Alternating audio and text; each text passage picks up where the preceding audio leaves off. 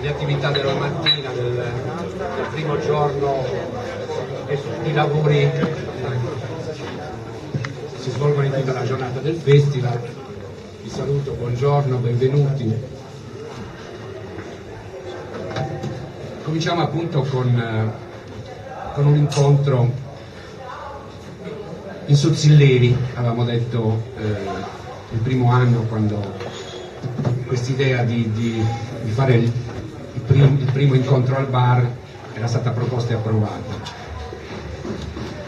L'idea dell'incontro al bar all'ora di colazione è qualcosa che credo si pratichi a Mantova, quindi un po' l'abbiamo importato il modello dell'incontro con lo scrittore, col poeta, con l'artista, appunto di mattina all'ora di colazione nel bar. La nostra scelta diversa è stata quella di dedicare l'incontro al bar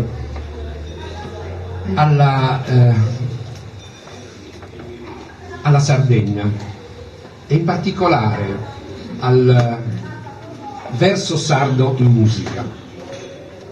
Verso sardo in musica che si articolava secondo una varietà di possibilità d'uso.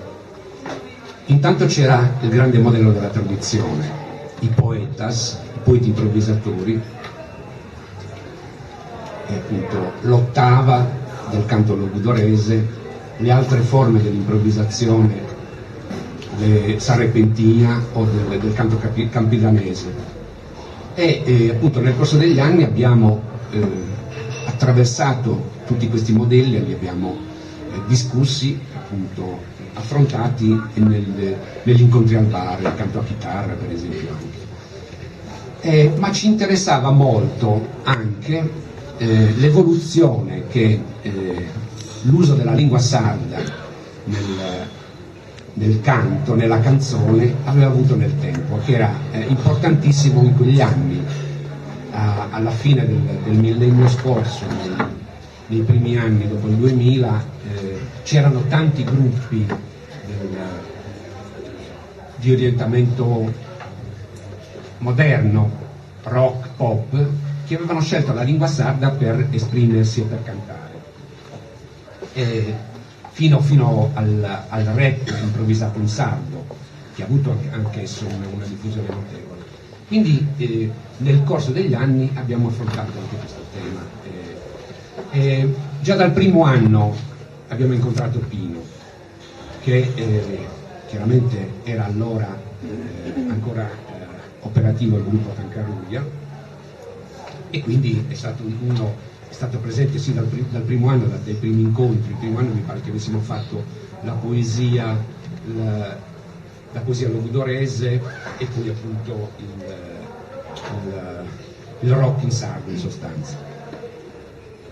E così poi abbiamo continuato nel tempo e Pino è sempre stato vicino a noi, finché insomma, è arrivato il momento in cui bisognava fare il bilancio dell'esperienza musicale di Pino, della ricchezza, della varietà della sua esperienza, e appunto siamo arrivati a oggi.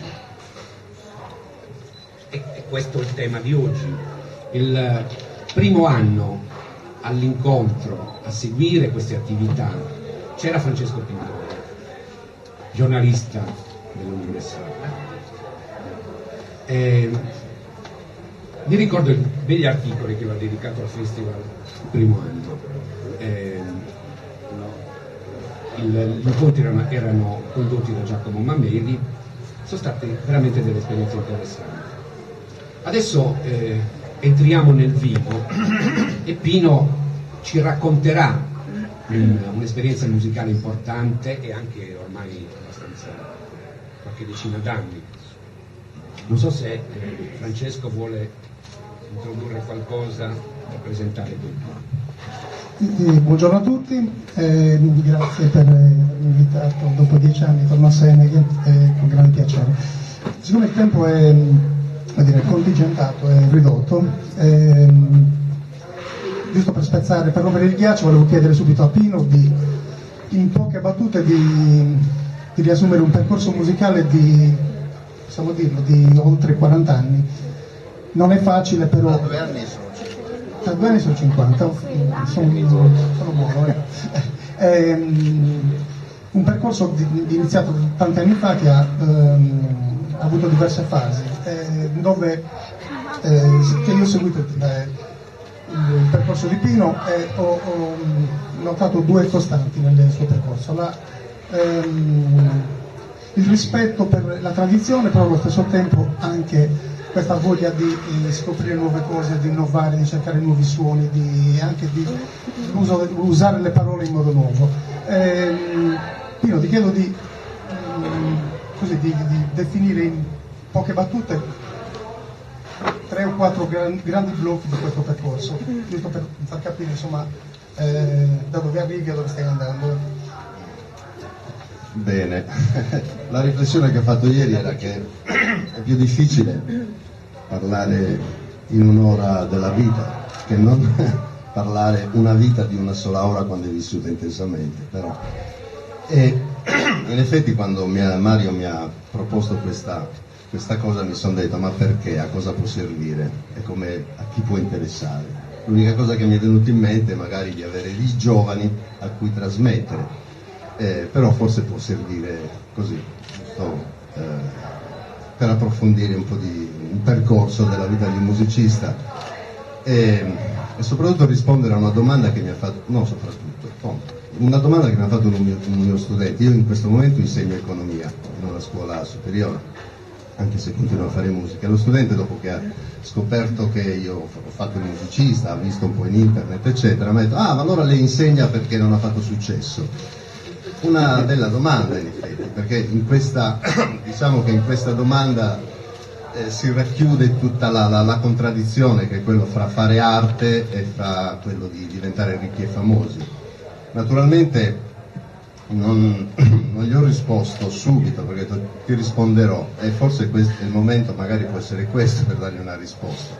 Sicuramente io, in 2 parole, la mia linea, poi in realtà come sicuramente sapete si nasce in un certo modo, poi ognuno è fatto come è fatto e quindi sono delle necessità, delle urgenze, uno fa la sua musica o la sua arte per come l'ha vissuta. Per me la musica è sempre stata, fin quando ero ragazzo, è sempre stata comunicazione, impegno sociale e ricerca spirituale. In fondo, in 2 parole, questo è sempre stato il percorso. In effetti credo che un artista non si ponga mai il problema di diventare ricco e famoso. Poi ci sono quelli che, pur facendo musica bellissima, diventano ricchi e famosi, ma questi evidentemente hanno dei talenti superiori che io non ho, evidentemente non sono riuscito, però mi reputo soddisfatto molto del mio percorso. Non sono ricco e famoso, sono bene, sono circondato da amici,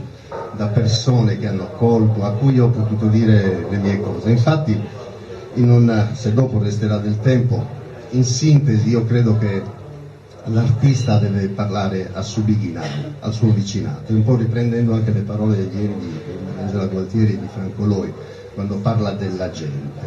E questo qua, secondo me, l'artista è l'artigiano che con pazienza e con cura fa delle cose perché le deve poi offrire alla sua gente. Tutto qua, credo che sia questo il percorso. E poi la cosa bella in realtà di tutto il percorso è stato il divertimento, la passione, la dinamica, l'incontro, la relazione con gli altri. Questo è stato il percorso della mia vita.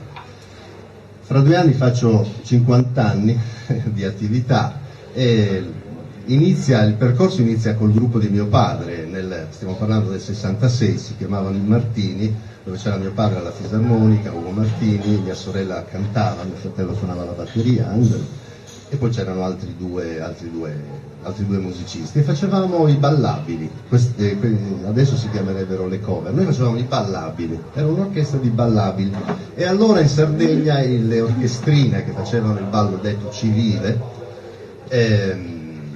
termine tra l'altro che mi riportò mio nonno, perché mio nonno era il musicista ufficiale di Ballo Sardo a Paoli Latino, citato anche nel libro di Dondore, e lui diceva adesso facciamo un ballighetto civile, diceva una mazurchetta, qualcosa del genere, e facevamo i ballabili. I comitati delle feste ci impegnavano per 3 giorni, non c'era il concerto, cioè per 3 giorni, e spesso si suonava il pomeriggio e la sera, e quindi la gente ballava. Il pomeriggio si partiva alle ore 6, alle 18 e poi la sera dopo cena, ed era molto apprezzata questa cosa, perché erano forse gli unici momenti in cui i giovani potevano un po' toccarsi mentre ballavano, eccetera, eccetera, alternati da momenti di ballo sardi, con i suonatori ballo sardi. Dopo questa esperienza arriviamo praticamente intorno agli anni 70, dove noi giovani di quel gruppo facemmo una rivoluzione, formammo un nuovo gruppo Martini, diciamo rotamando, tanto per usare, rotamando poi gli anziani, prendendo dei ragazzi, degli altri ragazzi. Eravamo in pieni anni 70, quindi si iniziava a fare il rock che veniva insomma dal continente. In quegli anni, tra l'altro, a Oristano c'erano 100 gruppi, quindi era un bagno di musica, eravamo cappelloni, e di queste cose ho delle registrazioni, alcune non sono riuscito più ad aprirle purtroppo, e una ce l'ho fatta, ed era una registrazione fatta nel 1970 a Radio Cagliari, dove Piero Marras, che allora si chiamava Piero Salis, conduceva un programma detto Take Off. Era forse il primo, che era l'unico mezzo per i gruppi di allora di farsi ascoltare, era l'unico media funzionante, per possiamo dire. Ve lo faccio sentire, ovviamente si suonava dal vivo negli studi di Radio Cagliari, un piccolo frammento di 1 minuto, insomma. Sentiamo.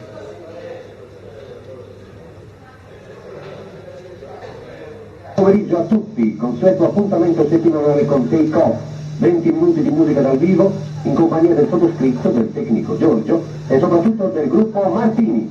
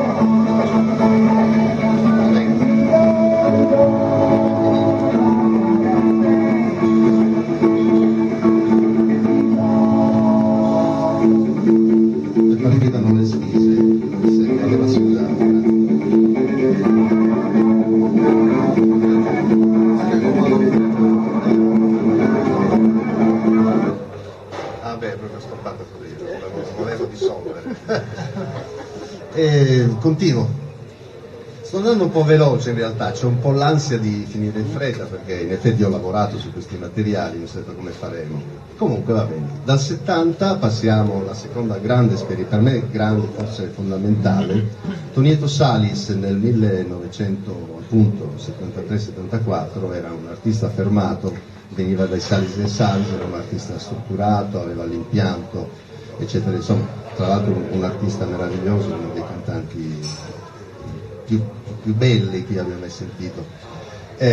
Lui aveva il suo concerto e ci aveva assoldato me ed altri per accompagnarlo, e poi ci chiese di fare qualcosa noi in modo che lui potesse riposarsi.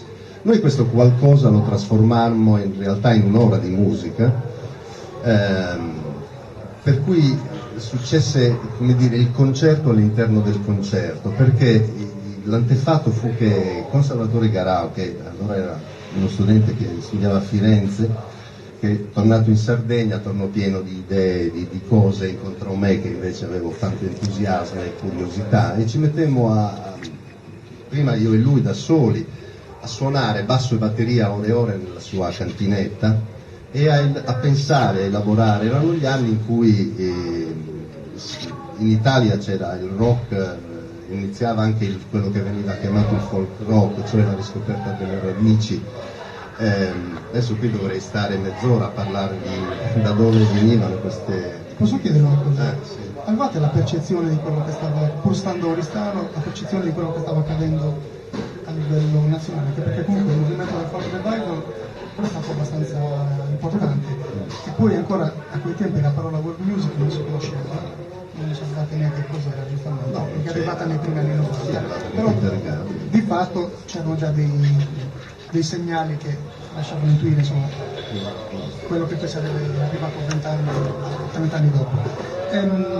Avevate una percezione di questo? Allora, noi arrivava tutto, sentivamo molta musica, ne arrivava tanta, dischi, per cui, come possiamo dire, ci sentivamo inseriti nella corrente ma non sapevamo come farla praticamente. Come sai, in Sardegna è sempre stato un po' un problema, però di questo se vuoi ne potremo riparlarne. Comunque noi avevamo questa percezione. C'era tanta musica che girava, a partire che già c'era stato il nuovo canzoniere italiano, tutti questi grandi ricercatori eccetera, poi erano gli anni in cui poi c'erano gli Ariel, la PFM, c'era questo rock, iniziava il rock, la suite, e quindi io e Salvatore Garau iniziamo a pensare, divertendoci e suonando, ad introdurre elementi a noi noti, su noi noti. E allora abbiamo iniziato ad introdurre elementi della tradizione sarda, per poi trasformarli via via in quello che era il rock di allora, con improvvisazioni, con del jazz in mezzo, rock, scomposizioni di tempo, eccetera, eccetera. E in effetti, dopo tutto questo lavoro, in quegli anni poi i giovani non avevano proprio in Sardegna dei rappresentanti, qualcuno che li rappresentasse, però avevano una gran voglia. I Salsa erano forse uno dei pochi gruppi che aveva il suo service, si chiama serie, allora si chiamava l'impianto, no? l'impianto voci, eccetera. Mi ricordo questo fatto per sintetizzare. A Monastir c'era un gruppo di giovani che voleva organizzare un festival rock, non sapevano come fare, ci chiesero di partecipare come ospiti e di mettere l'impianto. Noi ovviamente l'abbiamo fatto, abbiamo suonato dei gruppi giovani e poi noi abbiamo fatto le nostre cose. E si creò in quel periodo una sorta di grande fan club che ci seguiva e in qualche modo, insomma, questo nostro concerto divenne un concerto rappresentativo dell'epoca, ed erano pezzi che parlavano, uno si chiamava Pastore, l'altro Bandito, l'altro Zona Militare, Terra de Spare de Fogo, Passo del Rau. Fu una cosa piuttosto innovativa. C'erano già in Sardegna dei tentativi allora mi ricordo c'era un gruppo di ragazzi che avevamo notizia che a Cagliari suonavano questi materiali sardi in modo modernizzandoli, insomma, eccetera, eccetera. Si chiamavano Suono Officina, e in quel gruppo c'era Ledda, Mauro Palma, insomma, questo. Come veniva percepito dai ragazzi? Voi avete usato, forse per la prima volta credo, della UNEDAS, sia pure come basi suonando dal vivo. Giusto per capirci, i Tanzenda sono arrivati a questo nell'89. Dunque, è sempre appunto, noi le UNED le avevamo registrate e quando facevamo il concerto mettevamo il nastrino. Finché una volta, 75 insomma, ci chiamano per fare la spalla agli Ari a Cagliari, palazzetto dello sport gremito di giovani, 6.000-7.000 giovani, però noi quella volta chiamiamo il signor Aurelio Porco, un maestro uno dei più grandi suonatori, da Villa Puzzi, gli chiediamo può venire? Ma sì, vengo, allora andiamo a prendere il treno e poi andiamo al palazzetto, si spengono le luci, brusio ovviamente, eccetera, eccetera, accompagniamo il signor Aurelio fino al microfono nei suoi cavi, poi precisamente partono queste launette e si diffonde questo suono meraviglioso amplificato a manetta, e tu in quel momento senti quel famoso silenzio che spesso succede quando tu sei davanti a un'opera d'arte, no? Tu sei davanti a un'opera d'arte, stai zitto, è il silenzio, il famoso silenzio, ti manca il fiato, ecco, tu lo percepisci. Lui suona per circa 10 minuti, come va dissolvendosi, che iniziamo a entrare noi con le chitarre, si sente un boato di applausi, non era probabilmente mai successa questa cosa, e poi partiamo noi a suonare, e tutto bene, poi gli Aria ovviamente che erano il loro momento migliore, tant'è vero che Demetrio Stratos 2 o 3 anni dopo, perché noi poi siamo andati a suonare io e Salvatore a Milano e ci incontravamo, no? Anche perché la Cramps, l'etichetta con cui loro incidevano, era di fronte alla nostra cooperativa, la cooperativa L'Orchestra. E ancora lui si ricordava, oh siete voi, mi ricordo le Launeddas con... no, si ricordate, per cui era stata un'esperienza veramente forte.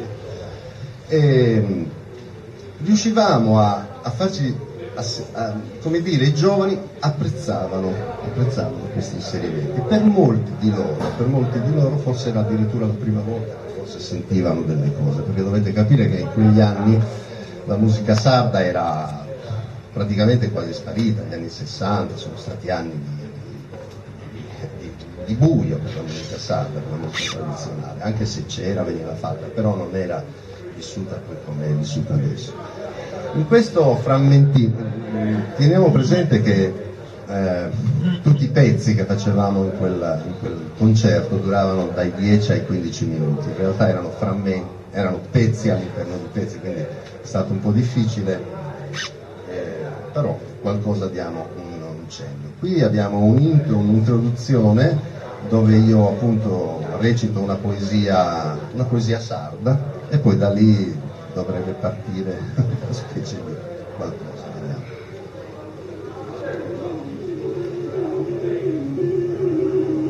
Pastore.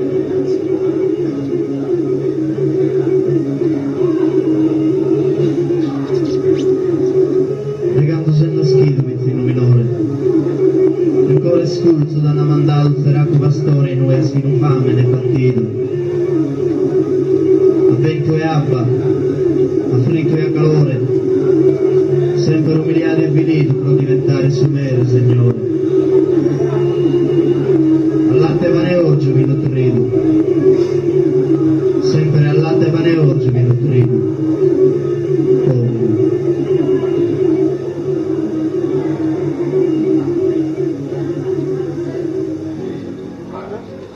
Si attaccava, poi procurate moderare nel famoso inno, adesso non so se farvelo sentire un pochettino.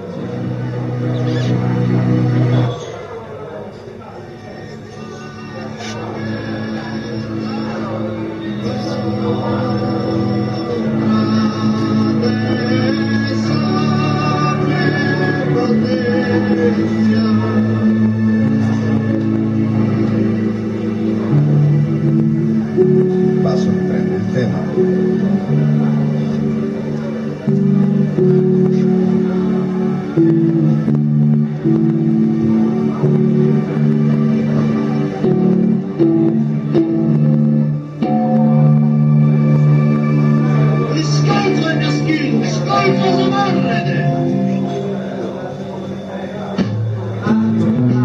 Il tema viene ripreso e sviluppato in 7 quarti, da cui parte i suoni.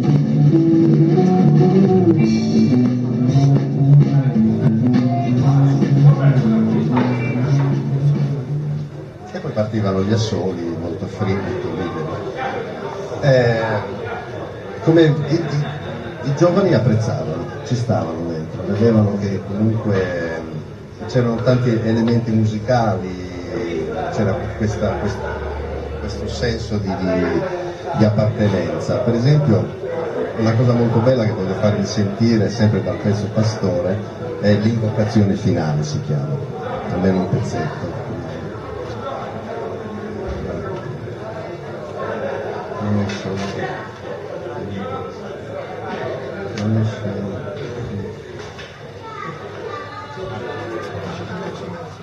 E qua. non esce questo. Vabbè, se no cambiamo. Vabbè.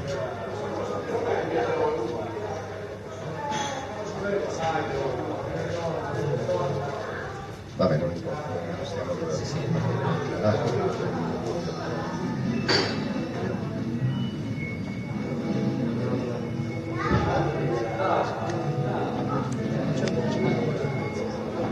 Sì. Il concerto durava 4 pezzi. No, il concerto all'interno del processo.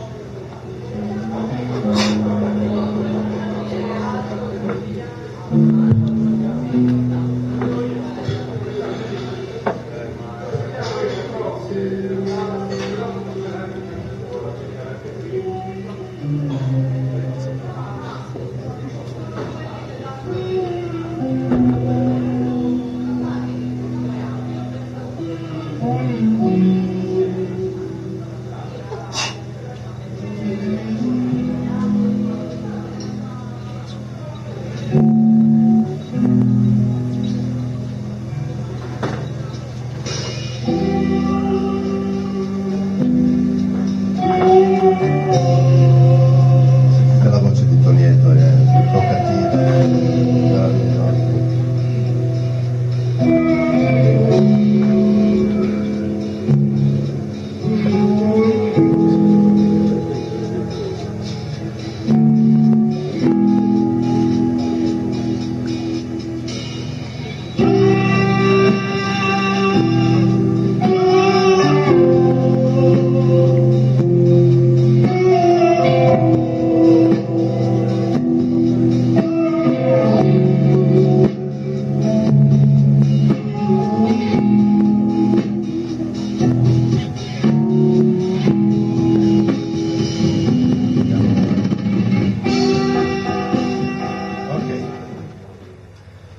Mi stavi dicendo del tempo.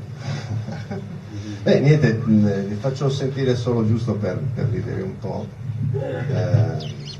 Io adesso come ricordo. Dove? Qui. Non c'è il testo. Non so io.